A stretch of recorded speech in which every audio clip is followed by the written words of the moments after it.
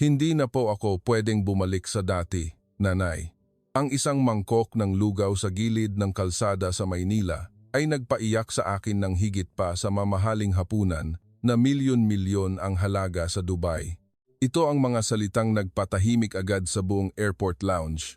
Sapagkat ang nagsalita ay hindi isang ordinaryong babae, kundi isa sa mga anak ng isang bilyonaryong Saudi na gumagastos ng milyon-milyong piso sa pagkain buwan-buwan na normal lang ang sumakay ng pribadong eroplano para kumain sa mga Michelin-starred restaurant at hindi kailanman naniwala na ang murang pagkain ay may sapat na halaga para tandaan.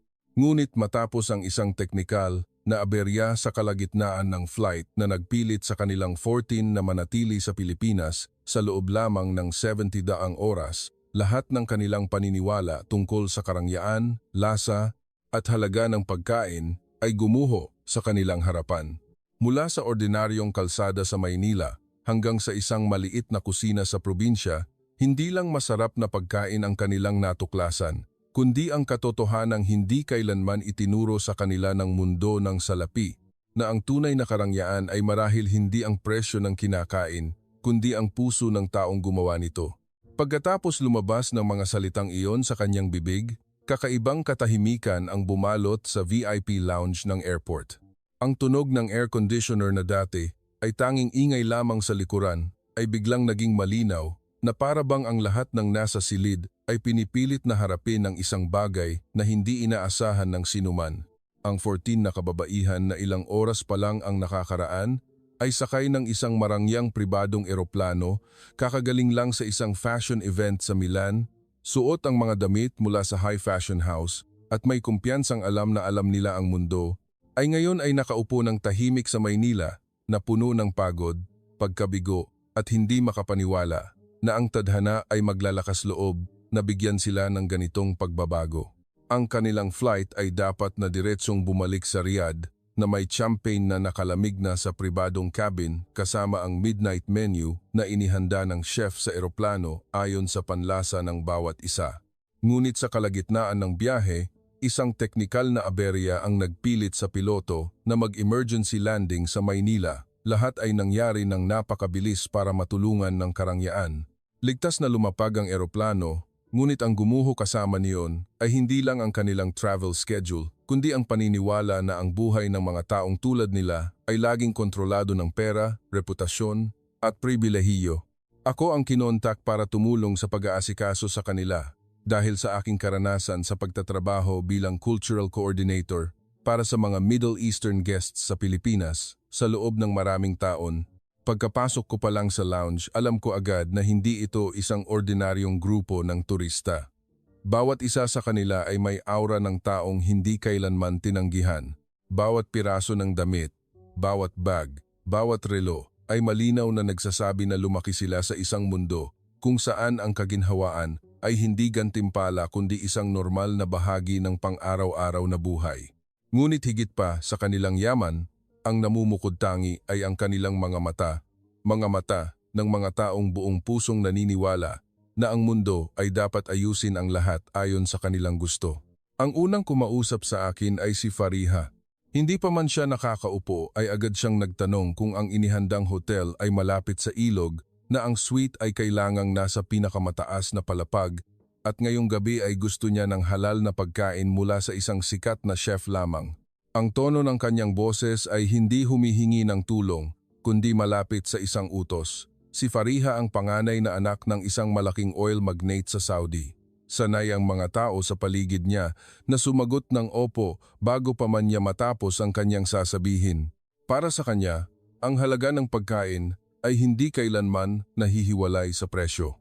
Ang pinggan na masyadong mura ay nangangahulugang hindi karapat-dapat at ang restaurant na hindi sapat para ipagmalaki ang pangalan ay walang dahilan para tandaan. Sumunod ay si Nadira, isang babae na mukhang mas kalmado ngunit mas matalim ang tingin. Hindi siya nagrereklamo tulad ni Fariha, kundi nagtatanong ng mga detalye ng mahinahon at malamig. Ano ang standard ng hotel? Ang restaurant ba ay may rating? Saan nagtrabaho ang resident chef? Ilang minuto pa lang akong nakikinig, naunawaan ko na agad na hindi lamang pagkain ang tingin ni Nadira rito. Tinitingnan niya ito bilang wika ng estado, isang kumpirmasyon ng panlasa, isang uri ng kapangyarihan na ipinapakita sa pamamagitan ng pagpili ng pinakamahusay para sa kanyang sarili at sa mga nasa paligid niya. Pinamamahalaan niya ang isang chain ng mga mararangyang resort kasama ang pamilya ng kanyang asawa at ang mundo na kanyang ginagalawan sa loob ng matagal na panahon ay nagturo sa kanya na ang impresyon ay maaaring idisenyo sa pamamagitan ng sapat na mataas na budget. Huli dumating si Leila, ngunit siya ang pinakapansin ko. Dahil kahit bata pa siya, ang kanyang mga mata ay may ugali ng isang taong gustong humusga sa lahat ng bagay sa kanyang harapan sa lahat ng oras. Tinitingnan niya ang ayos ng mga kutsara at tinidor, ang ilaw sa silid, ang paraan ng paghahain ng tsaa, at tila tahimik na nagtatala ng mga puntos para sa lahat sa kanyang isip. Nagtapos si Laila sa culinary arts sa Europa at may reputasyon sa online mula sa kanyang mga review ng mamahaling restaurant. Sanay siya sa paniniwala na ang haute cuisine ay ang tuktok ng sibilisasyon habang ang ordinaryong pagkain ay simpleng hagdanan lamang na hindi kailangang balikan ng sinuman. Kung mayroon man siyang tunay na nirerespeto, ito ay marahil ang teknikal na aspeto, ang pagiging komplikado at ang pagpapataas ng antas ng mga sangkap upang maging isang mamahaling karanasan. Ngunit ang taong pinakamatagal kong tinitigan ay si Amira. Hindi siya ang pinakamadalas mag-demand at hindi rin siya tahimik dahil sa takot. Tahimik siya na para bang may isa pang boses na patuloy na umaalingaw-ngaw sa kanyang isip habang ang ibang kasamahan ay nag-uusap tungkol sa nasirang schedule, mga postponed na appointment at ang abala ng pananatili sa Pilipinas. Si Amira ay nakatingin sa labas ng bintana ng lounge na para bang ang madilim na Maynila sa ibaba ay nagpaparamdam ng isang bagay sa kanyang alaala. Nalaman ko lang kalaunan na matagal nang pumanaw ang kanyang ina. Naglakbay siya para tikman ang pinakamagagandang pagkain sa mundo, ngunit hindi na muling natagpuan ang lasa na tunay na nagpapatahimik sa kanyang puso. Ang hinahanap niya ay marahil hindi ang sarap, kundi isang damdamin na hindi kailanman naibalik ng pera. Noong gabing iyon, nakita ko ang dalawang mundo na nagtatayuan sa magkabilang panig ng napakalinaw. Ang isa ay ang mundo nila, isang mundo kung saan ang serbisyo ay kailangang walang bahid dungis.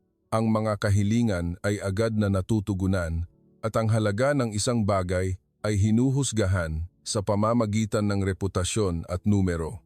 Ang isa naman ay ang Pilipinas na unti-unting magbubunyag sa kanilang harapan, hindi bilang isang entablado ng pagmamalabis, kundi bilang isang lupain kung saan ang maliliit na detalye sa pang-araw-araw na buhay ay laging may puso na nakatago. Dito, ang tindero ay maaaring ngumiti sa iyo kahit hindi ka kilala. Ang isang maliit na pinggan ay maaaring gawin ng may pag-iingat na para bang nagho-host ng mga kapamilya at ang sarap ay maaaring hindi nanggaling sa mahal na presyo, kundi sa mga kamay na gumawa ng parehong bagay nang paulit-ulit ng may buong puso sa loob ng mahabang panahon hanggang sa maging pag-ibig. Siyempre, noong panahong iyon, hindi pa sila handang maniwala sa ganoon. Maging ang mga rekomendasyon ko para sa hapunan ay pinakinggan pa rin nila ng may pag-aalinlangan. May nagtanong agad kung mayroong anumang restaurant sa Maynila na katanggap-tanggap para sa mga tulad nila. May nag-iling ng marinig na sa ganitong hating gabi, ang mga pagpipilian ay maaaring hindi kasing karangyaan ng kanilang inaasahan. Ang pagkadismaya ay unti-unting bumalot sa silid tulad ng makapal na hamog sapagkat para sa mga ipinanganak sa pinakamataas na antas ng kaginhawaan, ang mapilitang maghintay, ang mag-adjust o ang magpababa ng standard, kahit panandalian lamang, ay pakiramdam na minamaliit. Ngunit sa gitna ng tensyon, napansin ko ang isang bagay sa mga mata ni Amira. Ito ay isang kakaibang tingin, hindi lang pagod, hindi lang kahihiyan, kundi isang malalim na kawalan na marahil alam ng mga matagal nang nabuhay sa karangyaan. Isang uri ng kawalan na hindi pinag-uusapan sa mga salo-salo dahil hindi ito bagay sa Chanel, hindi bagay sa crystal glasses, at hindi bagay sa mga litrato sa cover ng magazine. Siya ay tulad ng isang taong nagsimulang magtanong ng tahimik kung sa lahat ng panahong iyon, ang akala niyang pinakamaganda ay marahil ang pinakamahal lang. At iyon, Ang tunay na simula ng lahat ng ito hindi nang lumapag ang eroplano, hindi nang masira ang travel plan, kundi sa sandaling iyon, ng isang babae na mayroong lahat sa mata ng mundo ay nagsimulang tanggapin sa sarili sa unang pagkakataon na marahil may kulang pa rin sa kanya ang pinakamahalaga at marahil ang bagay na iyon ay hindi naghihintay sa isang marangyang 7-point-star hotel restaurant, kundi nakatago sa isang lungsod na hindi niya kailanman pinahalagahan, ang Pilipinas. Nang gabing iyon, matapos ang pag-aasikaso sa kanilang tirahan at seguridad, ang pagod ay hindi nagpagaan ng tensyon sa kanilang grupo. Sa katunayan, pinatalas pa nito ang lahat, ang pagkadismaya dahil sa pagkaantala sa kanilang orihinal na ruta, ang pagkabigo na mapilitang manatili sa isang lungsod na wala sa kanilang plano, at ang gutom na unti-unting pumipiga sa kanilang pasensya ay nagpatigas sa mga mukha ng bawat isa hanggang halos wala nang makapagtago nito. Si Fariha ang unang nagtanong muli kung paano aayusin ang hapunan ngayong gabi dahil hindi niya papayagan na magtapos ang araw na ito sa pagkain na mas mababa sa standard ng kanyang buhay. Ipinaliwanag ko ng tapat na, sa halos hating gabi, halos wala nang magandang halal restaurant sa Maynila na handang mag-accommodate ng isang malaking grupo ng biglaan. Lalo na kung gusto nila ang privacy, mataas na standard ng kalinisan at mapagkakatiwala ang lasa, lalong lumiit ang pagpipilian. Ang paliwanag na iyon ay nagpatahimik sa silid sa loob lamang ng ilang segundo bago tumawa ng mahina si Fariha nang hindi makapaniwala. Nagtanong siya sa tonong malamig at hindi masaya kung ang isang bansa na kilala sa pagkain tulad ng Pilipinas ay walang mas maganda kaysa sa ordinaryong emergency service. Hindi ako agad sumagot dahil alam kong kung masyado akong mabilis magsalita, hindi sila makikinig. Ngunit sa totoo lang, mayroon na akong isang lugar sa isip ko. Ito ay isang maliit na karinderya sa gilid ng kalsada sa isang lumang distrito ng Maynila na bukas ng gabi sa loob ng maraming dekada. Ang may-ari ay isang pamilyang Pilipino-Chinese na nagluluto ng lugaw, goto, arroz caldo at simpleng ulam para sa mga taxi driver, convenience store employees, night shift workers at regular na customer sa lugar. Kilala ko ang karinderya na ito ng sapat para malaman na kahit hindi marangya, ito ay malinis, maingat at higit sa lahat, may sinseridad sa bawat mangkok ng pagkain. Nang banggitin ko ang pangalan ng karinderya at ipaliwanag ng maikli ang katangian nito, ang nangyari ay gaya ng inaasahan. Agad na kumunot ang noo ni Fariha, lumingon si Laila na parabang tinitignan kung seryoso ako o nangaasar. Samantalang si Nadira ay nagtanong lang ng isang pangungusap, ibig mong sabihin karinderya sa gilid ng kalsada? Ang salitang gilid ng kalsada ay lumabas sa kanyang bibig ng maingat na parabang isang bagay na hindi dapat direktang hawakan. Hindi siya nagsalita ng malakas, hindi malinaw na minamaliit, ngunit ang paghinto bago bigkasin ang salitang iyon ay sapat na para sabihin ang lahat ng nasa kanyang isip. Si Amira lang ang tahimik pa rin. Hindi niya ipinagtanggol ang aking mungkahi, ngunit hindi rin niya tinanggihan.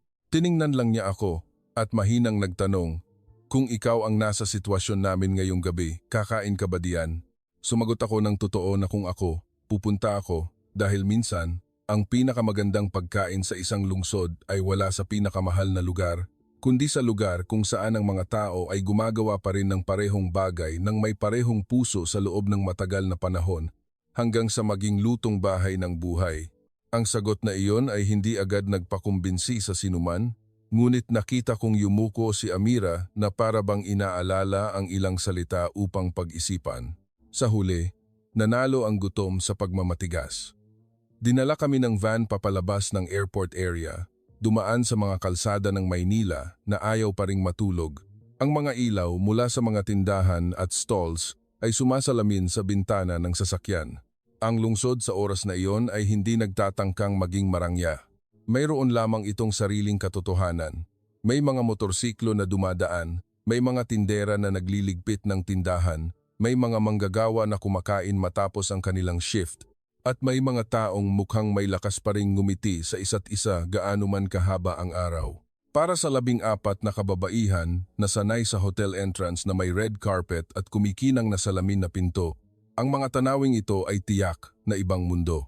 Nang huminto ang sasakyan sa harap ng karinderya, muling natahimik ang lahat.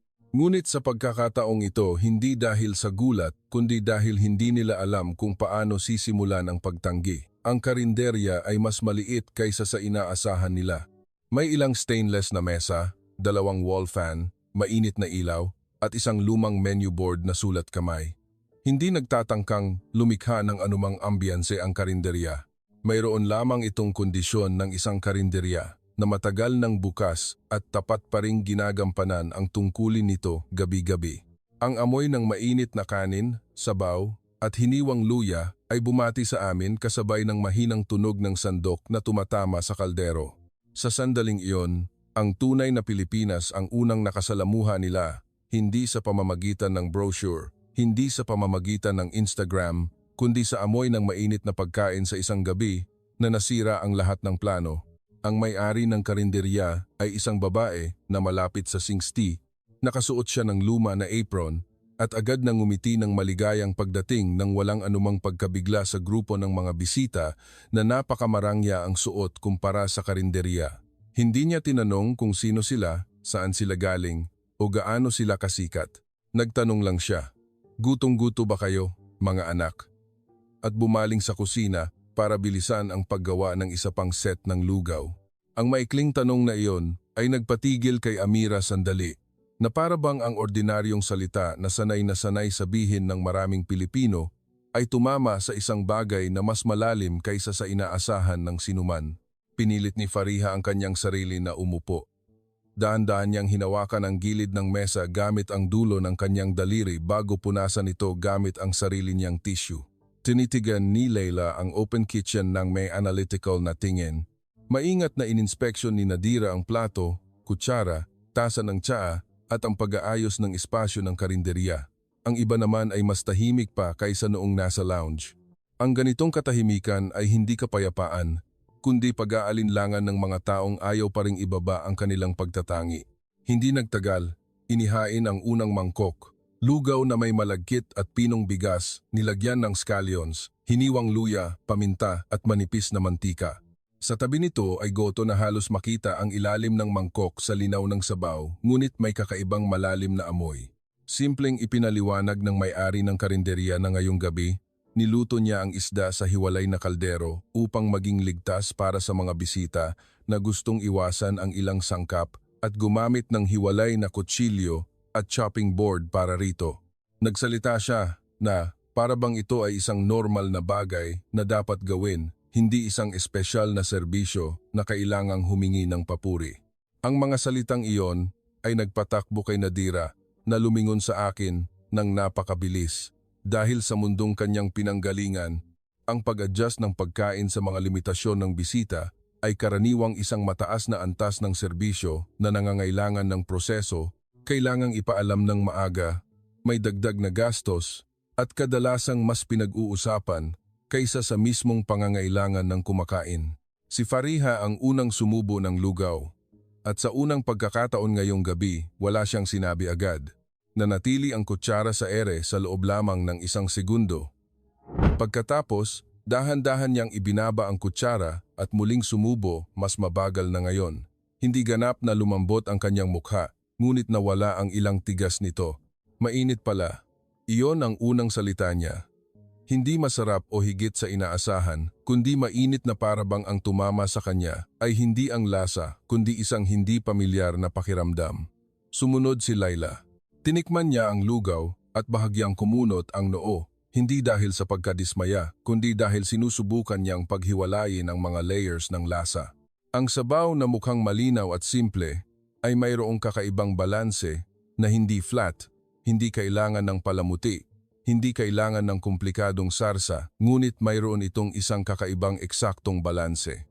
Lumingon siya sa taong nasa kusina na dahan-dahang naghahalo ng kaldero sa isang pare-parehong ritmo at nakita kong nagbago ang kanyang tingin mula sa paghusga tungo sa pagmamasid sa unang pagkakataon. Hindi nagmamadali si Amira kumain tulad ng iba. Tinitigan niya ang usok na umaakyat mula sa mangkok saglit bago maingat na sumubo. Nang matapos ang unang subo, nakita kong pumikit siya sandali at huminga ng malalim. Napakaliit na reaksyon na maaaring hindi napansin ng iba, Ngunit para sa akin, napakalinaw na hindi lamang ito isa pang mangkok ng pagkain. Ang ilang lasa sa loob nito ay maaaring hindi katulad ng pagkain na niluto ng kanyang ina, ngunit ang intensyon ng taong nakatayo sa harap ng kalan, ang tamang init ng kanin, ang lambot ng sabaw, at ang maikling tanong na, "Gutong-guto ba kayo, mga anak?" ay para bang dumaan sa lahat ng pader sa kanyang puso at tumama sa alaala na matagal na niyang tahimik na pinapanatili. Wala na sa grupo ang nagmaliit sa karinderya na ito, ngunit wala pa ring umamin ng direkta. Dahan-dahan silang kumain. Mas mahina ang tunog ng kutsara na tumatama sa mangkok. Ang mga matang dati ay naghahanap ng mga pagkukulang, ay nagsimulang maghanap ng dahilan kung bakit ang ganitong ordinaryong pagkain ay nagpapagaan sa buong silid ng ganito. At nang gabing ding iyon, ang unang lamat ay malinaw na lumitaw sa kanilang mundo ng paniniwala dahil ang nagpatahimik sa mga babaeng sanay sa marangyang hapunan ay hindi ang presyo, hindi ang reputasyon, hindi ang pagmamalabis, kundi isang mangkok ng mainit na pagkain mula sa isang maliit na karinderya sa Maynila na walang maipagmalaki, kundi ang tunay na pagmamalasakit. Nang lumabas kami ng karinderya, mainit pa rin ang hangin ng gabing Maynila, ngunit mayroong isang bagay sa grupo na hindi na katulad ng dati. Hindi pa nila tinatanggap na nagbago sila, ngunit isang bagay ang tiyak na nangyari. Nagsimula silang mag-alinlangan sa kanilang dating mundo. At nang mangyari ang pag-aalinlangan na iyon, ang susunod na pinto ng kwentong ito ay dahan-dahang nagbukas at wala nang makakapigil dito. Kinabukasan, nagising ang Maynila bago pa man kami. Ang unang sinag ng araw ay dumaan sa kurtina ng aming kuwarto ng dahan-dahan. Ang tunog ng mga bangka sa ilog, ang tunog ng mga sasakyan sa kalsada at ang tunog ng buhay ng lungsod na sabay-sabay na gumagalaw ay iba sa bawat umaga na kinasanayan ng 14 na kababaihan. Karaniwan, ang kanilang umaga ay nagsisimula sa katahimikan ng isang sweet, perpektong inihanda na almusal at isang schedule na maayos ng inilatag ng iba.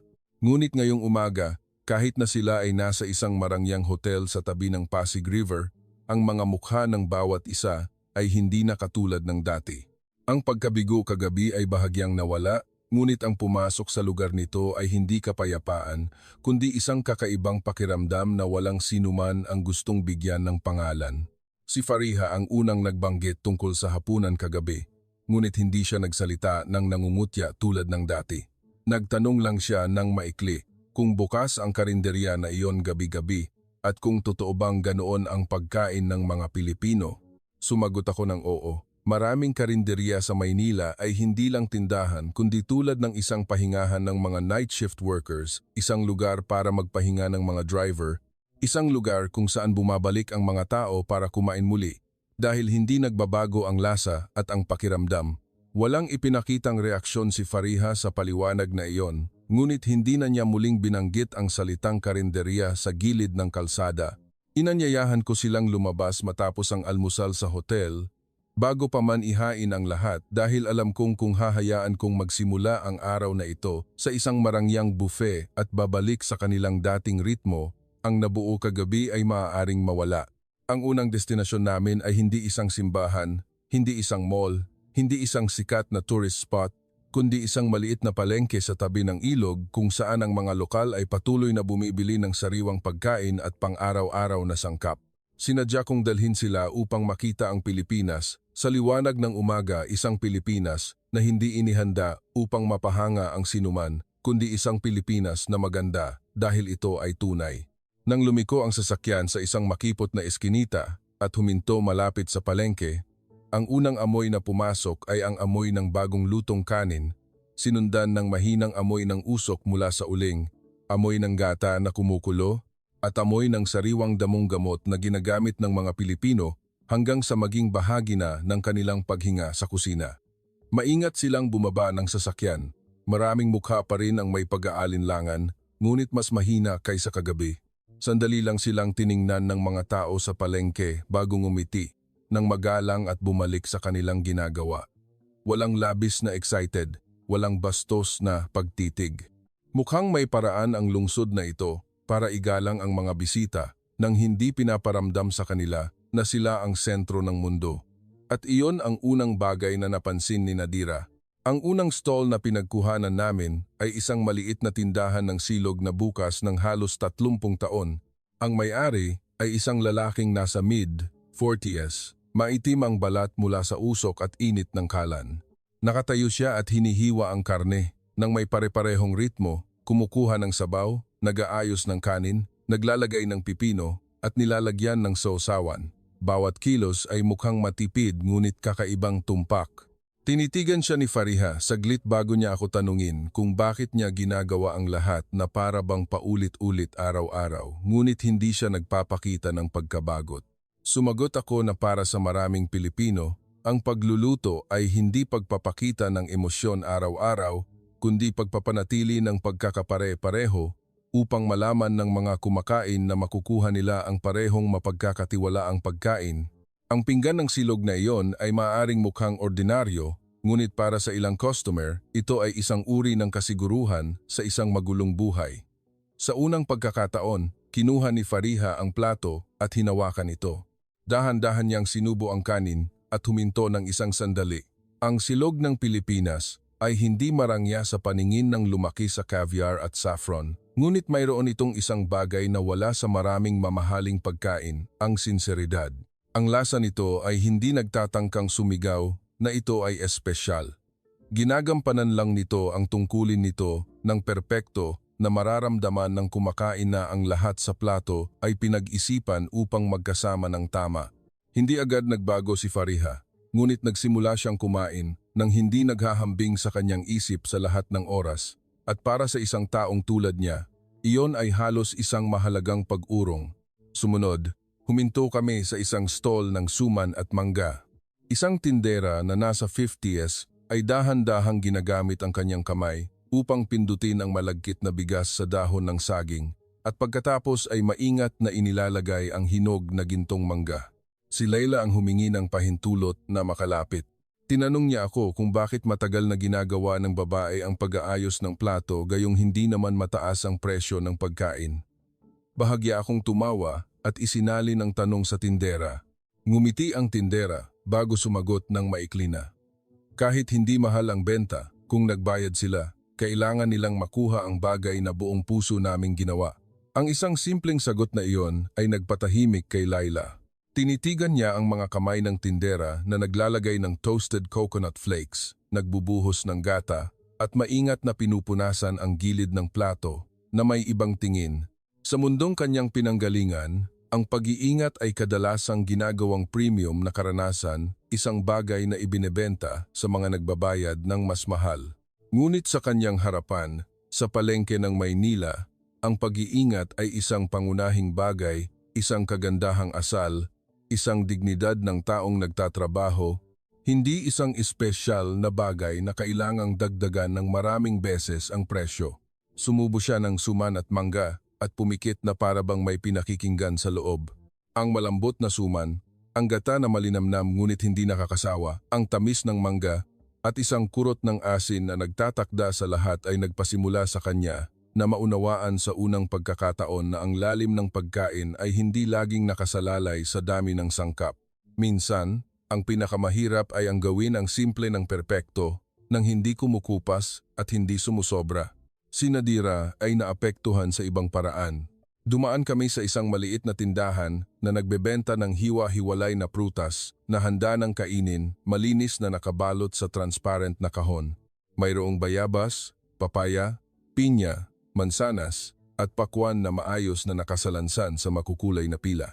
Ang may-ari ng tindahan ay gumamit ng hiwalay na guwantes at kutsilyo para sa bawat uri ng prutas at mayroong malamig na basang tela na nakatakip sa ilang prutas upang mapanatili ang pagiging sariwa kahit na nasa gitna ng mainit na hangin. Nakita kong matagal na nakatayo si Nadira, mas matagal kaysa sa iba. Mahina siyang nagtanong sa akin kung ang isang nagtitinda sa ganitong antas ay iniisip ang temperatura, kalinisan at hitsura ng produkto sa ganitong detalye araw-araw. Sumagot ako ng oo dahil para sa maraming Pilipino, kahit na bumili ang customer ng isang beses lang, sa isang beses na iyon, nararapat pa rin silang makakuha ng pinakamahusay na magagawa ng nagtitinda. Ang pangungusap na iyon ay para bang direktang tumama sa mahinang punto na itinatago ni Nadira. Gumugol siya ng maraming taon sa pagbuo ng karangyaan sa kanyang mga hotel, pumipili ng marmol, pumipili ng bulaklak, pumipili ng menu, pumipili ng amoy sa lobby, ngunit mayroon ding mga araw na ang almusal sa hotel ay naghahain pa rin ng prutas na matagal nang nakaimbak o tinapay na hindi lumabas sa oven sa tamang oras.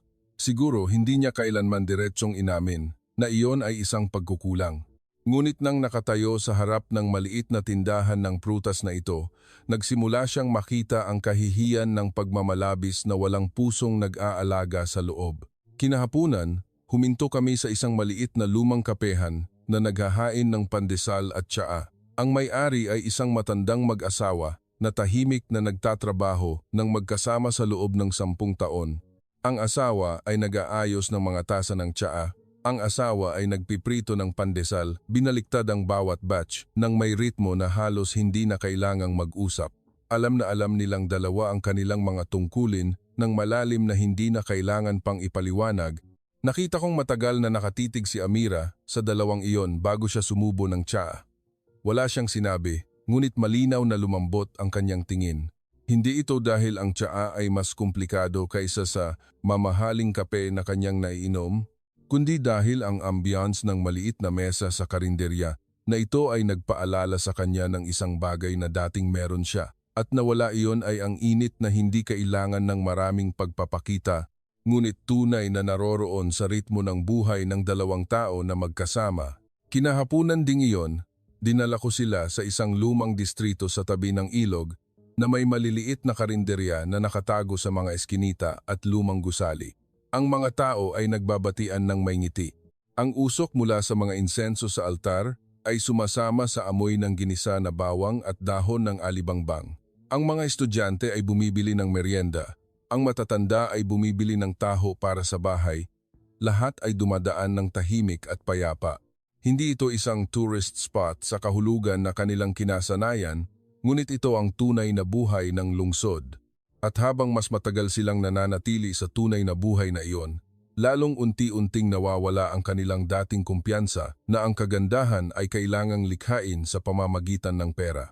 Hapon na, nagpapahinga kami sa isang kubo sa tabi ng ilog. Walang gaanong nagsasalita tulad kagabi, ngunit ang katahimikan na ito ay lubos na naiiba. Hindi ito tensyon, kundi malalim na pag-iisip. Tinitigan ni Fariha ang isang bangka na dahan-dahang dumadaan. Nagtatala pa rin si Layla ng isang bagay sa kanyang telepono, ngunit ang bigat ng kanyang daliri ay mukhang mas magaan. Tahimik na nakaupo si Nadira at tila nakikipag-usap sa kanyang sarili ng mahina. Si Amira naman ay tahimik lang na tinitigan ang ilog. Ang kanyang mukha sa malamig na ilaw ay mukhang isang taong hindi na nararamdaman na siya ay nasa maling lugar. Alam ko sa sandaling iyon na ang lamat na nangyari kagabi ay hindi nagsara. Sa halip, ito ay dahan-dahang lumalaki. At ang dumadaloy sa lamat na iyon ay hindi lang paghanga sa pagkaing Pilipino, kundi ang pagkakita sa isang katotohanan na hindi kailanman itinuro sa kanila ng kanilang mundo na ang halaga ay hindi kailangang ipahayag ng malakas na ito ay mahalaga at ang tunay na pag-iingat ay hindi kailangang maghintay na magbayad ng mahal ang sinuman bago ito maging karapat-dapat. Ang araw na iyon ay hindi pa ang araw na ganap silang nagbago, ngunit ito ang araw na nagsimula silang gumalang sa isang bagay na kahapon ay minamaliit pa nila. At nang mangyari ang paggalang na iyon, hindi na maaaring bumalik sa dati ang kwento. Sapagkat mula ngayon, ang Pilipinas ay hindi na lamang isang lugar kung saan sila nag-emergency landing, kundi magiging salamin na magpapakita kung gaano sila nagkamali sa pag-unawa sa salitang halaga sa lahat ng panahong iyon. Matapos ang tahimik na hapong iyon, nagsimulang lumitaw ang pagbabago sa maliliit na bagay na ginagawa ng bawat isa nang hindi sinasadya. Hindi na nagtanong si Fariha ng mamahaling restaurant para sa susunod na pagkain. Si Layla ay nagsimulang gumamit ng telepono para kuhanan ng litrato ang mga taong gumagawa ng pagkain kaysa sa mga magandang inihandang pinggan.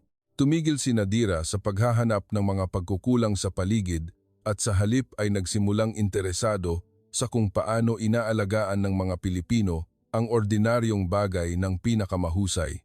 Samantalang si Amira ay lalong tumahimik ngunit hindi isang tahimik na nagtatago. Tahimik siya na para bang mas malinaw niyang naririnig ang isang bagay sa kanyang puso bawat oras. Nang gabing iyon, nagpasya akong dalhin sila sa isang lugar na walang espesyal na ilaw, walang pangalan ng chef sa signage, walang mga artikulo sa international magazine, kundi isang maliit na karinderya sa gilid ng ilog na nagbebenta ng pares sa loob ng maraming dekada. Ang karinderya ay nasa isang lumang distrito kung saan mas mabagal ang buhay ng mga tao kaysa sa sentro ng lungsod. May mga lumang bahay na gawa sa kahoy sa pagitan ng mga bagong gusali. Ang tunog ng mga bangka mula sa ilog ay naririnig paminsan-minsan, ang amoy ng sabaw ay naririnig pa mula sa malayo bago pa man ganap na huminto ang sasakyan. Pagkababa nila ng sasakyan, tiningnan ni Fariha ang karinderya ng may pag-aalinlangan pa rin. Mas maliit ang karinderya kaysa sa inaasahan niya. Ang mga lumang kahoy na mesa ay siksikan na nakasalansan, mayroong maraming maliliit na mangkok na nakasalansan sa counter at ang karamihan sa mga customer ay ordinaryong manggagawa na magkasama sa maliliit na grupo. Walang sinuman ang nagbihis upang mapansin ng iba. Walang sinuman ang nagtatangkang ipakita ang kanilang estado sa pamamagitan ng pagkain. Ito ay isang lugar kung saan ang mga tao ay nagugutom, kumakain, nagpapahinga, at pagkatapos ay bumalik sa kanilang buhay. Ngunit habang mas ordinaryo ang karinderya na ito, mas malinaw ang katotohanan sa loob nito. Ang may-ari ng karinderya ay isang lalaking nasa early 60s, hindi kalakihan ang katawan, maitim ang mukha mula sa araw at usok. Nakatayo siya sa harap ng kalan ng matatag. Sa isang kamay ay naglalaga ng noodles, sa kabilang kamay ay nagbubuhos ng sabaw sa mga sangkap. Inaayos ang lahat ng napakabilis. Ngunit sa bilis na iyon ay walang pagmamadali, tulad ng isang taong nagtatrabaho para lang matapos ang araw. Bawat mangkok na lumalabas sa kanyang kamay ay tila dumaan sa parehong ritmo na para bang mayroong isang uri ng musika na nakatago sa paulit-ulit na galaw na iyon. Matagal na nakatitig si Laila sa kanya hanggang sa malaman kong nakikita niya ang isang bagay na hindi kailanman sapat na naipaliwanag ng mga mamahaling aklat ng pagluluto. Ipinaliwanag ko sa kanila na ang pares ng Pilipinas ay orihinal na pagkain na ibinebenta sa mga bangka, sa ilog, kaya maliit ang mangkok, madaling kainin at hindi mahal. Ngunit ang pagiging maliit ay hindi nangangahulugang mababaw. Ang sabaw nito ay kadalasang niluluto ng maingat, gumugugol ng oras, ginagamit ang memorya ng nagluluto, ginagamit ang pakiramdam na iniaayos ng paulit-ulit hanggang sa maabot ng lasa ang tamang punto nang hindi ipinapahayag ang sarili. Tahimik na nakinig si Fariha, na para bang ayaw pa niyang tanggapin na may inaasahan siya sa maliit na mangkok sa kanyang harapan. Nang ilagay ang unang mangkok sa kanilang harapan, tila lumiit ang buong karinderya sa aking pakiramdam. Ang mangkok ng pares ay hindi marangya ang itsura. Napakaliit nito na maaaring isipin ng mga tao mula sa kanilang mundo na ito ay pang appetizer lang. Ngunit ang amoy nito ay hindi maliit. Ang amoy ng pampalasa, ang amoy ng rich beef broth, ang amoy ng pritong bawang, at ang amoy ng ilang damong gamot ng Pilipinas na mahirap tukuyin ay nagkakaisa upang bumuo ng isang bagay na hindi maaaring maunawaan sa pamamagitan lamang ng isang litrato. Si Fariha ang unang sumubo ng sabaw at malinaw kong nakita na hindi iyon ang inaasahan niyang karanasan. Hindi siya nagulat ng todo, hindi siya nagpakita ng malaking reaksyon, ngunit ang bahagyang paghigpit ng hawak niya sa kutsara at ang dahan-dahang pagtaas ng kanyang ulo matapos lumunok ng unang subo ng sabaw ay sapat ng malinaw na senyales. Bakit ang lalim nito? Tanong niya, na para bang hindi niya talaga tinatanong ang sinuman. Ito ay tanong mula sa isang taong naniwala na ang lalim ay dapat na galing sa mamahaling sangkap, bihira na teknikal na pamamaraan o komplikadong pag-aayos, ngunit ngayon ay nahaharap siya sa katotohanan na ang lasa na nagpapahinto sa puso ng sandali ay maaaring nakatago sa isang maliit na mangkok na kinakain ng ordinaryong tao araw-araw. Narinig ng may-ari ng karinderya ang tanong na iyon. Bahagya siyang ngumiti ng nahihiya bago sumagot sa pamamagitan ko na wala siyang ginagawang espesyal, gumigising lang siya ng maaga para pakuluin ang sabaw sa apoy Inilalasahan ng paulit-ulit at ginagawa ito ng mahigit 30 taon. Kung hindi pa raw naaabot ang tamang lasa, hindi siya komportable dahil ang kumakain ng ilang piso lang ay nararapat pa ring makakuha ng pinakamahusay na magagawa ng karinderya. Ang sagot na iyon ay tahimik at maikli, ngunit mas mabigat kaysa sa anumang teknikal na paliwanag. Wala nang sinabi si Fariha. Yumuko siya at dahan-dahang kumain na para bang takot na may emosyon na lalabas sa kanyang boses. Si Laila ang pinakamalinaw na nagbago sa panahong iyon. Hindi na siya abala sa pagtingin sa sarili niyang plato, kundi sa mga kamay ng lalaking nasa kalan tinitingnan ang pagtatantiya ng dami. Ang oras na pinapahinga niya ang noodles, ang paraan ng pagkuha niya ng sabaw, nang hindi timbangin, at ang kanyang mukha bawat beses na naghahatid siya ng mangkok sa customer. Sa huli, mahina siyang nagsalita. Ang taong ito ay hindi lang nagluluto, pinapanatili niya ang isang bagay. Nagtanong ako, ano? Nag-isip siya, bago sumagot. Pinapanatili niya ang standard ng pagmamalasakit sa isang bagay na itinuturing ng mundo sa labas na masyadong maliit para alagaan. Pagkatapos noon, dinala ko sila sa isang tindahan ng kinilaw sa isang maliit na eskinita, hindi kalayuan. Ito ay pag-aari ng isang babae na nasa 70s na nagkakawali ng kinilaw sa buong buhay niya. Ang kanyang lumang palayok na gawa sa luad ay nakalagay sa isang mababang kahoy na mesa. Ang mga sariwang gulay ay maayos na nakasalansan. Ang mga sariwang isda na hiwa ay nakatambak sa isang stainless na palanggana. Ang kanyang mga kamay ay kulubot sa edad, ngunit mabilis, tumpak at may kakaibang ritmo. Bawat beses na ginagamit niya ang masher para durugin sa palayok, hindi lang ito tunog ng pagluluto, kundi parang ritmo ng isang taong ginamit ang kanyang katawan para tandaan ang lasa sa halip na utak ng matagal na panahon hanggang sa maging instinct na ang lahat. Matagal na nakatitig si Leila hanggang sa halos makalimutan niya ang huminga. Naging aral niya ang balance ng lasa tamis, alat, anghang sa mga klase sa Europa, ngunit ang nasa kanyang harapan ay hindi nasa wika ng silid-aralan. Ito ay nasa wika ng tunay na buhay. Ang matandang babae ay hindi kailanman nagsalita ng component ng lasa, hindi kailanman nagsalita ng contrast o layer, ngunit ang lahat sa palayok ay lumalabas ng kakaibang perpekto, maasim ngunit hindi matapang, matamis ngunit hindi nakakasawa, sapat ang alat para tumindig ang lahat ng lasa at maanghang sa paraan na hindi sumisira sa iba. Nagkakawali siya na para bang nakikinig sa pagkain. Sa wakas ay sabi ni Leila, at ang pangungusap na iyon ay nagpakita sa akin na nagsimula na siyang tinitigan ang pagkaing Pilipino ng may tunay na pagpapakumbaba. Si Nadira ay labis na nayanig sa isang punto na hindi niya inaasahan. Habang kumakain kami, napansin ng may-ari ng tindahan ng kinilaw na may ilang kasamahan na hindi makakain ng maanghang. Kaya kumuha siya ng isa pang palayok, naghugas ng kamay, nagpalit ng kutsara at inadjust ang lasa para maging mas banayad ng walang ipinapakitang pagkabagot. Walang salitang espesyal na serbisyo, walang dagdag na singil, walang pagpaparamdam sa humihingi na siya ay pabigat. Ginawa lang niya ng simple na para bang ito ay isang bagay na dapat lang gawin. Tahimik na tinitigan ni Nadira ang tanawin na iyon bago mahinang nagsalita sa akin na ang kanyang mga hotel ay laging gumagamit ng salitang personalized service bilang marketing term, ngunit ang ginawa ng matandang babae ay tunay na personal na pag-aalaga nang hindi kailangan pang bigyan ng mamahaling pangalan. Hindi pa tapos ang gabing iyon, nagpatuloy kami sa bahay ng isang pamilyang Muslim na Pilipino sa isang lumang komunidad sa Pasig River na kilala ko sa pamamagitan ng isang lumang kaibigan. Alam ng may-ari ng bahay na sila ay mga bisita mula sa Middle East, kaya sinadya niyang maghanda ng tunay na halal na pagkaing Pilipino tulad ng kare-kare, chicken curry, handmade roti, satay at mainit na kanin. Ang amoy ng dahon ng kalamansi, malunggay, gata at pampalasa ay bumabalot sa maliit na bahay na gawa sa kahoy. Sa sandaling umakyat kami sa hagdanan, agad kong naramdaman na nagbago ang ambience mula sa lahat ng karinderya na pinuntahan namin bago ito.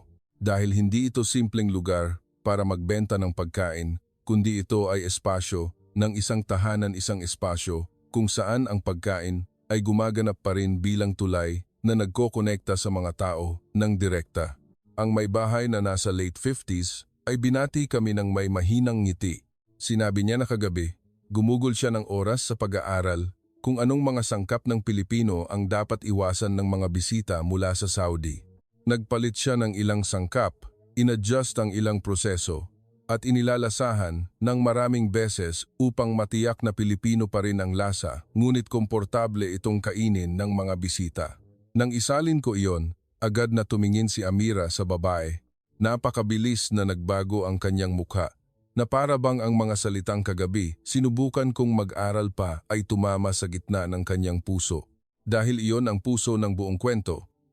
Ang mga taong may maraming pera ay maaaring bumili ng serbisyo, kaginhawaan at estado, ngunit ang pinakamahirap bilhin ay ang bagay na pinakagusto ng tao iyon, ay ang pakiramdam na mayroong isang taong handang mag-isip para sa atin, handang maglaan ng oras para maging komportable tayo, handang i-adjust ang nakasanayan niya dahil ayaw niyang maging dayuhan tayo.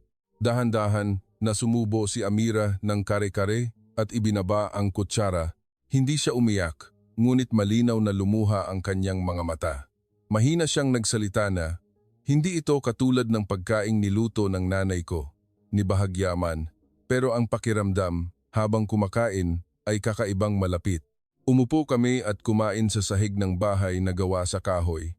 Dahan-dahang umiikot ang ceiling fan. Tumakbo ang mga bata sa bahay at sinaway ng matatanda na humina ang boses. Naglagay pa ng kanin ang may bahay nang hindi nagtatanong.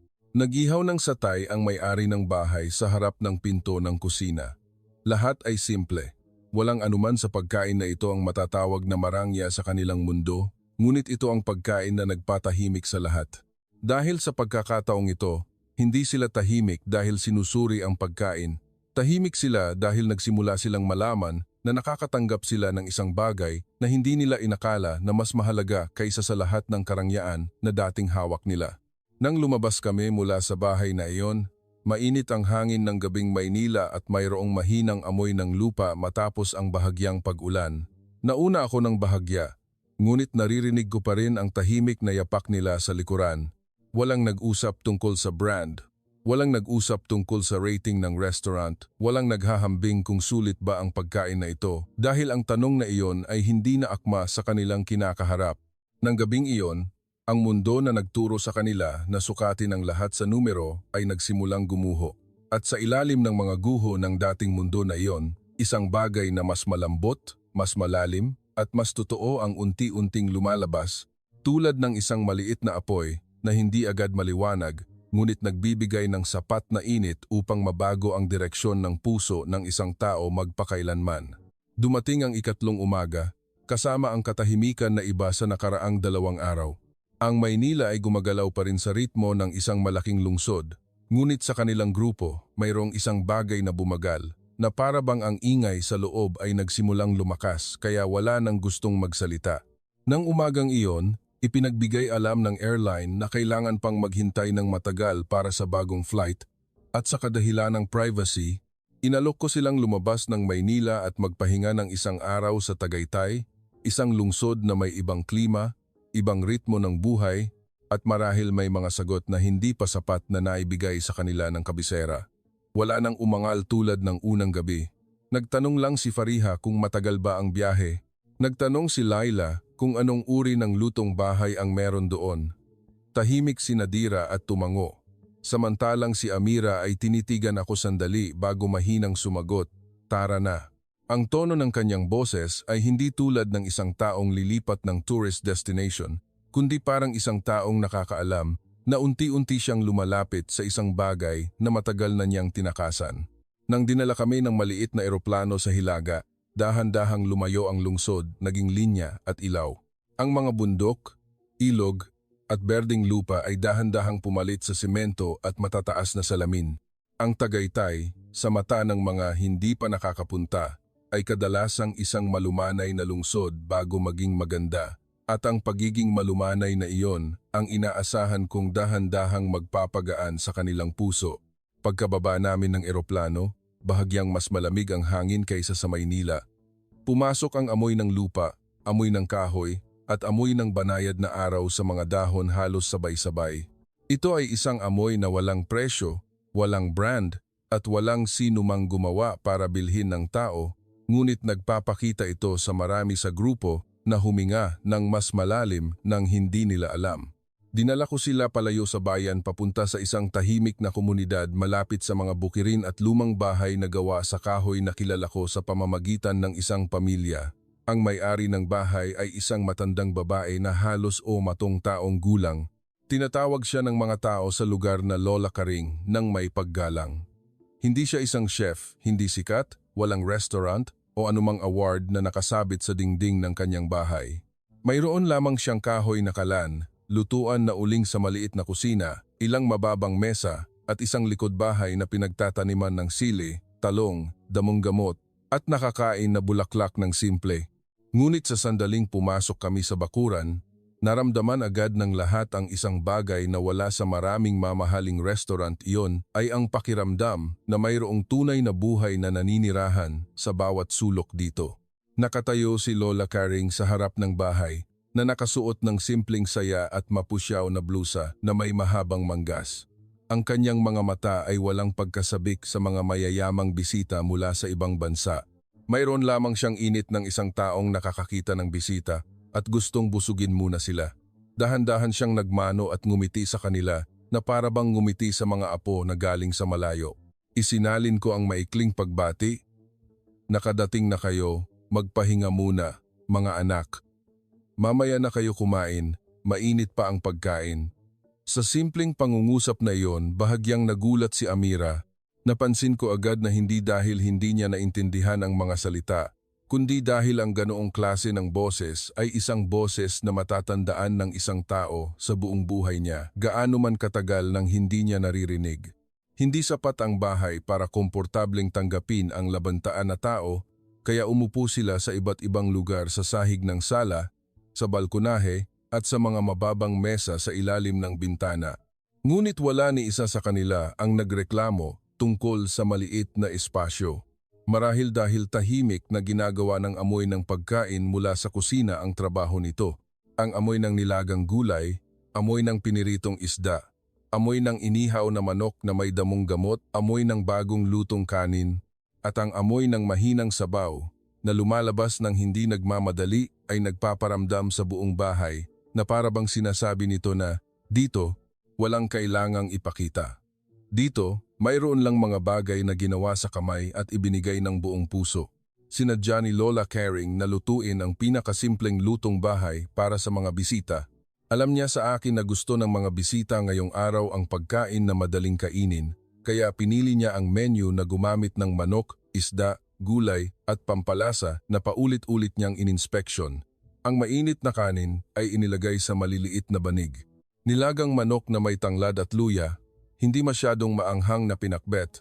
Maraming klase ng steamed gulay na inayos sa lumang plato. Manipis na pritong itlog na hiniwa sa tamang sukat at isang sabaw na may mahinang amoy na halos kailangan mong tumahimik para malinaw na maamoy. Lahat ng pagkain ay mukhang walang pinggan na matatawag na espesyal sa kanilang mundo. Ngunit habang mas hindi ito espesyal, mas nagpapakilos ang katotohanan nito. Tinitigan ni Fariha ang set ng pagkain saglit bago niya ako mahinang tanungin kung si Lola Karing ba ang gumawa ng lahat mag-isa. Tumango ako at sinabing oo. Gumising siya ng maaga, pumitas ng gulay mula sa likod bahay, pinili ang bawat isa at inilalasahan ang bawat kaldero. Hindi na nagsalita si Fariha, ngunit malinaw na nagbago ang kanyang tingin. Ang isang taong sanay sa hapagkainan na maraming empleyado ang nakapaligid ay nahaharap sa isang kamay na gumugol ng oras at lakas buong umaga para lang makakain ng komportable ang mga bisita na hindi pa niya kilala. At ang katotohanang iyon ay nagpaliit at nagpalamig sa salitang serbisyo sa kanyang dating mundo. Halos hindi na hinawakan ni Leila ang kanyang telepono mula nang dumating sila dito. Siya ay abala sa pagtingin sa mga galaw ni Lola Karing sa kusina, tinitingnan kung paano siya nagbubuhos ng sabaw at pinupunasan ang gilid ng mangkok. Tinitingnan kung paano niya pinipindot ang kanin para magkasya sa tasa. Tinitingnan kung paano niya inilalagay ang pagkain sa harap ng pinakagutom na tao nang hindi kailangang sabihan ng sinuman. Bulong ni Leila sa akin na sa culinary school nila Marami silang pinag-uusapan tungkol sa presentation, ngunit ang ginagawa ng matandang babae ay care, at marahil ang care ay mas malalim kaysa sa lahat ng presentation. Ang mga salitang iyon ay simple, ngunit para kay Leila, halos pag-amin na ang edukasyon na kanyang ipinagmamalaki ay maaaring hindi siya dinala sa puso ng pagkain. Tahimik na nakaupo si Nadira sa lahat ng oras hanggang sa napansin ni Lola Karing na halos maubos na ang gulay sa kanyang plato, kaya tumayo siya at kumuha ng mas maraming steamed gulay para lagyan siya ng walang masyadong tanong. Bahagyang nagulat si Nadira. Hindi dahil sa pagdaragdag ng pagkain, kundi dahil ang tingin ng matandang babae ay walang pagiging empleyado, walang paggalang na tulad ng isang service provider sa customer, at walang inaasahan na makatanggap ng papuri. Ito ay isang tingin ng isang miyembro ng pamilya na automatikong nagdaragdag ng pagkain sa mesa. Lumingon si Nadira sa akin at nagtanong kung ang mga matatandang Pilipino ba ay laging ginagawa ang ganito sa mga bisita. Sumagot ako na, kung nararamdaman nila na ikaw ay dumating sa kanilang bahay, marami ang mag-aalaga sa iyo, na parang miyembro ng pamilya nang hindi nila nalalaman, ang sagot na iyon ay nagpatahimik sa kanya ng matagal dahil tumama ito sa puso ng bagay na matagal na niyang sinisikap na buuin sa kanyang negosyo, ang impresyon na maaaring idisenyo. Ngunit dito, ang init ay nangyari ng hindi idinisenyo. Ngunit si Amira ang pinakamalalim na tinamaan. Napansin ni Lola Caring na mas mabagal siyang kumain kaysa sa iba, kaya inilapit niya ang mangkok ng sabaw at sinabi sa pamamagitan ko na, kainin mo habang mainit, anak, baka lumamig at hindi na masarap. Bago niya inayos ang kutsara sa tray, na para bang ginagawa niya iyon sa kanyang mga anak o apo. Napakaliit ng galaw na maaaring hindi makita ng iba ang kahulugan, ngunit sa sandaling lumapit ang kulubot na mga kamay na iyon, biglang tumigil si Amira. Ang kanyang mukha ay para bang mayroong isang bagay na tahimik na nabasag sa loob at nangyari ito ng napakabilis. Agad na namula ang kanyang mga mata. Yumuko siya na para bang sinusubukan niyang itago, ngunit habang mas itinatago niya, mas mabilis na dumadaloy ang luha. Hindi nagulat si Lola Karing, hindi nagtanong kung anong nangyari, hindi siya pinahiya. Dahan-dahan lang siyang lumapit at umupo sa tabi ni Amira, dahan-dahang hinagod ang likod ng kanyang kamay at nagsalita sa tonong malambot na halos kumukupas sa hangin. Naaalala mo ba ang nanay mo, anak? Halos hindi ko pa natatapos isali ng mga salitang iyon. Humagulhol na si Amira na parang isang taong matagal nang nagdadala ng lakas hanggang sa wala na siyang lakas tumayo. Umiyak siya nang walang natitirang imahe, walang pagiging negosyante, walang kagandahan na tulad ng nasa cover ng magazine. Mayroon lamang siyang isang anak na babae na matagal nang may gutom, walang nagsalita sa silid. Ibinaba ni Fariha ang kutsara. Yumuko si Leila. Tahimik si Nadira na halos hindi humihinga.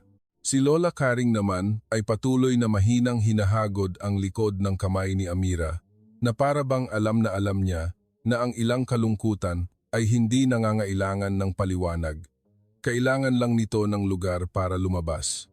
Nagsalita si Amira habang umiiyak na naglakbay siya sa buong mundo upang kumain ng mararangyang pagkain matapos mamatay ang kanyang ina. Akala niya noon ay hinahanap niya ang pinakamagandang lasa, ngunit ngayon niya lang nalaman na hindi pala lasa ang hinahanap niya.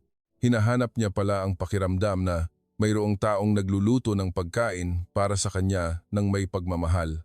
At ang pakiramdam na iyon ay hindi kailanman naroroon sa mga mararangyang restaurant. Tahimik na nakinig si Lola Caring bago ngumiti ng banayad at sumagot na ang pagkain ay maaaring maging masarap sa maraming paraan. Ngunit ang tunay na naaalala ng tao ay hindi lang lasa, ito ay ang puso ng taong gumawa na sumasama sa bawat subo. Nang isalin ko ang pangungusap na iyon, ang lahat sa silid ay tila pinilit na tignan ang sarili nilang buhay. Si Fariha na naniwala na ang presyo, ang nagsasabi ng halaga, ay nagsimulang malinaw na makita na ang presyo ay hindi kailanman makakabili ng ganitong alaala. Si Leila, na nirerespeto ang teknikal na aspeto, higit sa lahat ay nagsimulang maunawaan na ang teknikal na aspeto ay lalagyan lamang, ngunit ang nagpapapansin sa tao ay ang nasa loob ng lalagyan na iyon. Si Nadira, na bumuo ng karangyaan bilang isang sistema, ay nagsimulang makita na ang tunay na pag-aalaga ay maaaring manggaling sa maliliit na kilos na hindi kailanman naitala sa anumang service manual. Matagal pa kaming nanatili sa bahay na iyon, halos walang nagmamadaling umuwi. Dahan-dahang gumalaw ang sikat ng hapon sa sahig. Ang tunog ng manok na tumilaok sa malayo at ang hangin na dahan-dahang dumadaan sa mga dahon ay naging background ng isang sandali na walang sino man ang gustong sirain.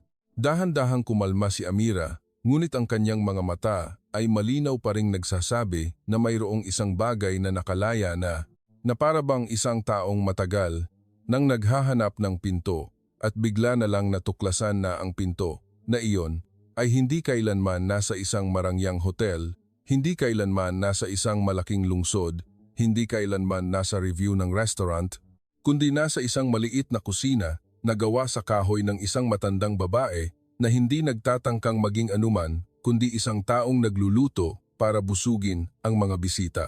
Nang tumayo kami para umuwi, binalot ni Lola Karing ng kaunting pinatuyong sili at damong gamot sa isang telang sako para kay Amira. Sabi niya, "Amuyin mo pag na-miss mo ang bahay." Isinalin ko ang mga salitang iyon at nakita kong tinanggap ni Amira ang telang sako gamit ang dalawang kamay ng mahigpit na para bang hindi lang ito damong gamot kundi isang piraso ng isang bagay na matagal nang nawawala sa kanyang buhay. At sa sandaling iyon, alam kong ang paglalakbay na ito ay nalampasan na ang punto ng hindi na makakabalik sa dati. Sapagkat mula ngayon, ang natuklasan nila ay hindi nahahayaan silang bumalik sa dating marangyang buhay nang hindi nagtatanong. Sa sasakyan pabalik sa bayan, walang nag-usap tungkol sa pagkain ilang bituin, kung sulit ba ang presyo, o sinumang sumubok na buod ng nangyari sa magagandang pangungusap dahil ang ilang bagay ay masyadong malaki para madaliing ibuod. Tahimik lang silang nakaupo sa kanilang sarili at ang katahimikan na iyon ay nagsalita para sa lahat.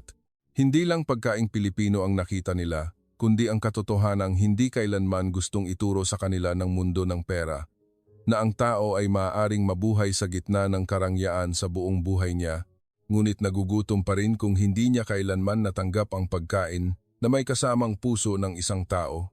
Nang gabing iyon, matapos umalis sa bahay ni Lola Karing, walang ni isa sa sasakyan ang nagsalita. Ang kalsada mula sa probinsya ng Tagaytay pabalik sa bayan ay mahaba sa ilalim ng lumulubog na araw. Ang mga bundok sa malayo ay nabahiran ng gintong kulay. Ang malamig na hangin ay dumaan sa bahagyang nakabukas na bintana at dinala ang amoy ng lupa, amoy ng damo at amoy ng mahinang usok mula sa mga kusina sa paligid papasok sa sasakyan. Tahimik na naririnig maging ang hininga ng bawat isa. Ngunit ang katahimikan na ito ay hindi pagkabagot, hindi pagkadismaya, hindi pagmamataas na nagtatalo tulad ng unang araw, kundi katahimikan ng mga taong sumusubok na tanggapin ang isang katotohanan na masyadong malaki para madali ang sabihin sa isang pangungusap.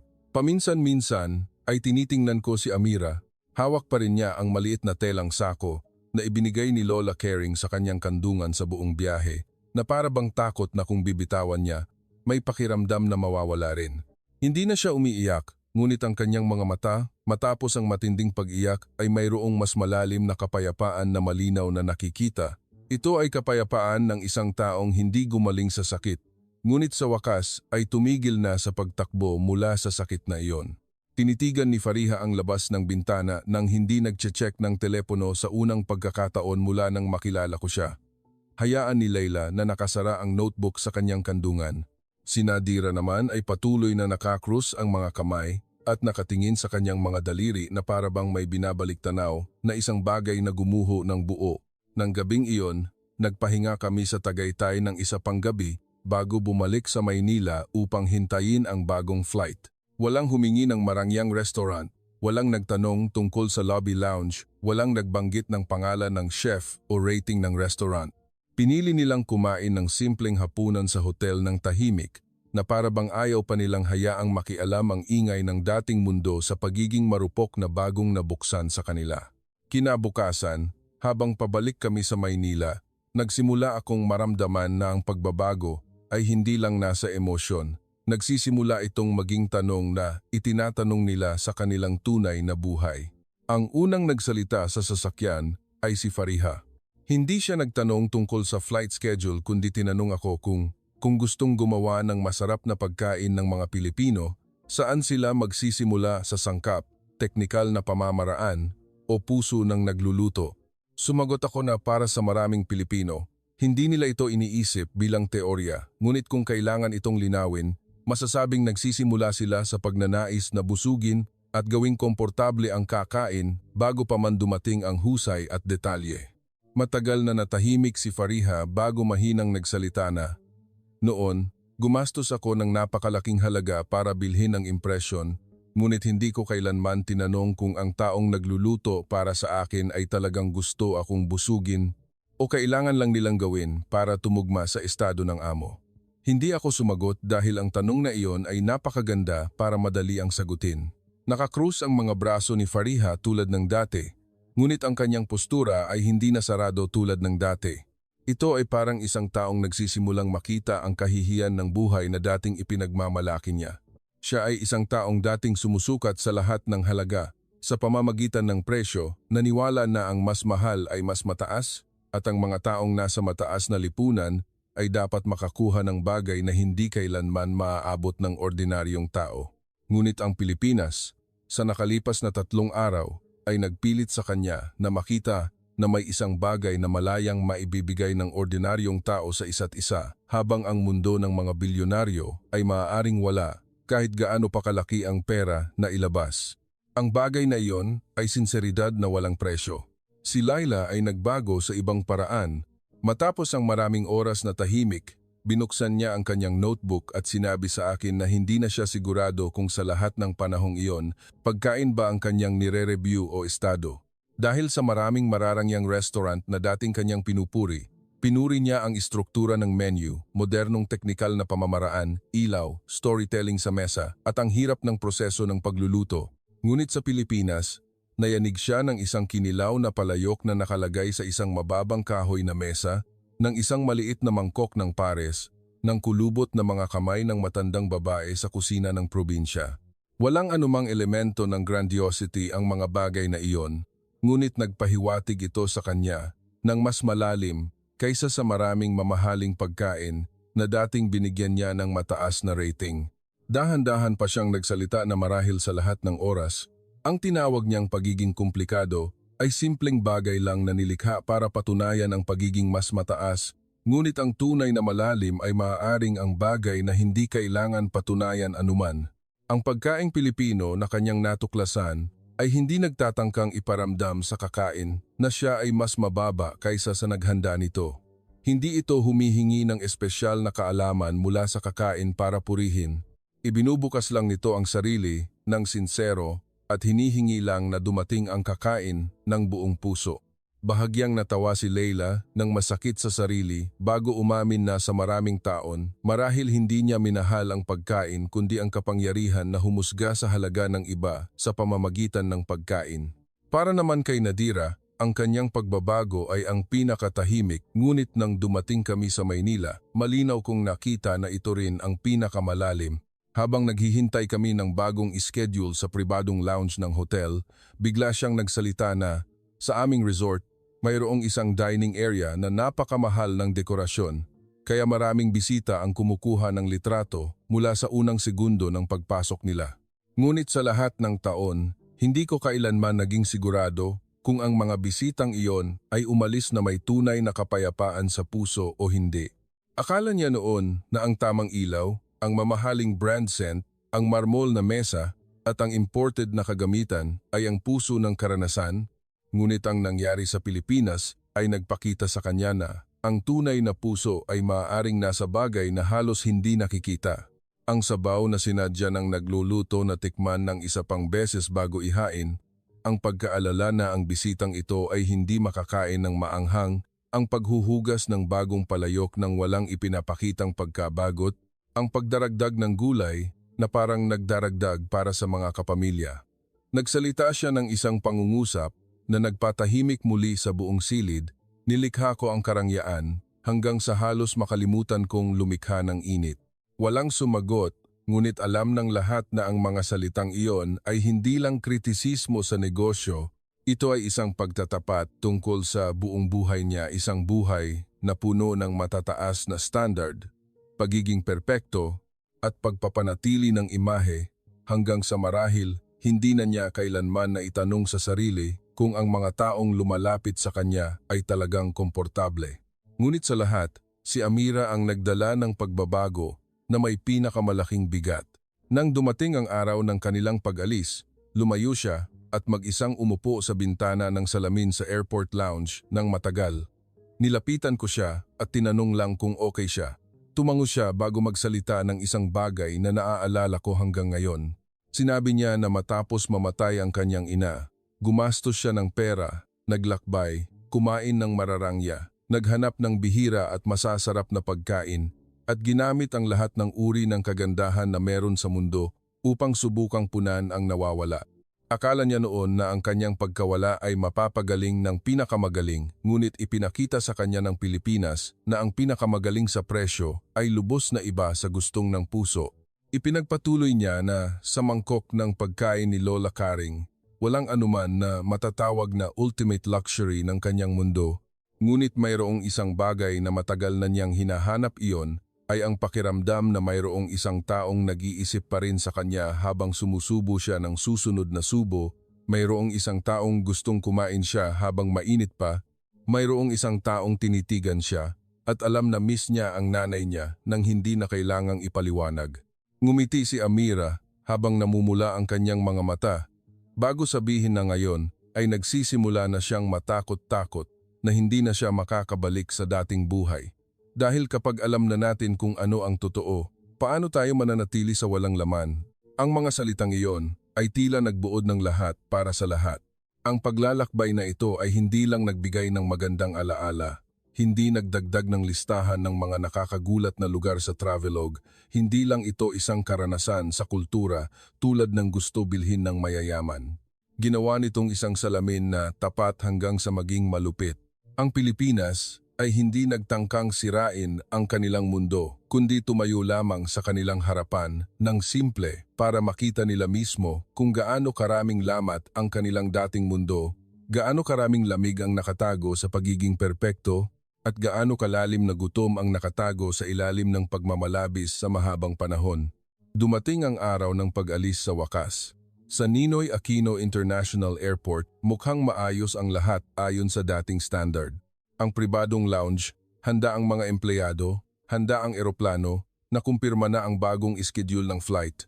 Lahat ay bumalik sa mundo na kinasanayan nila ng perpekto. Ngunit sa pagkakataong ito, walang mukhang gaanong nakahinga, ng maluwag tulad ng nararapat. Sa halip, ang mga mukha ng bawat isa ay para bang aalis sa isang mahalagang bagay. Hindi sila umaalis sa Pilipinas bilang mga turista na tapos na ang biyahe, kundi umaalis sa isang lugar na nagturo ng pinakamahalagang aralin sa buhay na ang aralin na iyon ay walang presyo.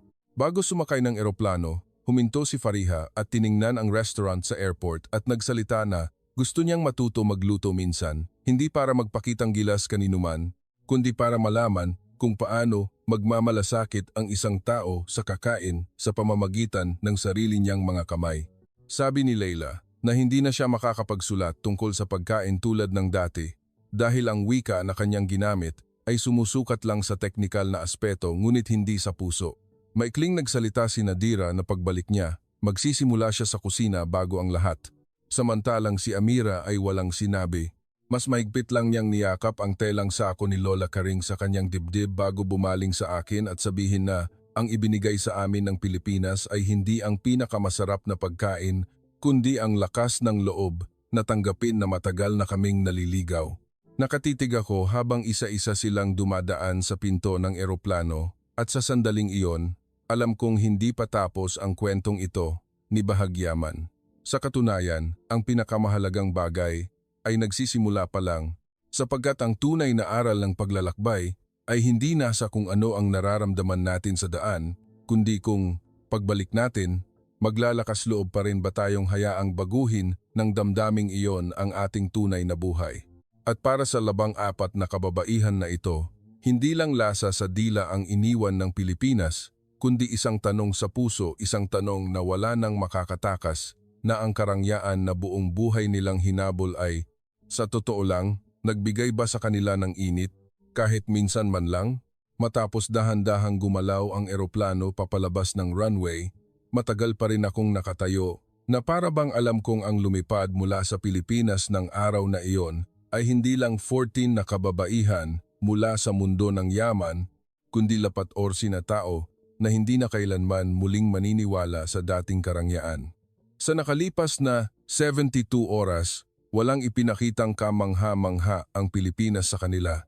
Walang mesa ng pagkain na may ginto, walang maliliwanag na function room, walang anumang reputasyon na ginamit para iparamdam sa sinuman na siya ay mas mababa.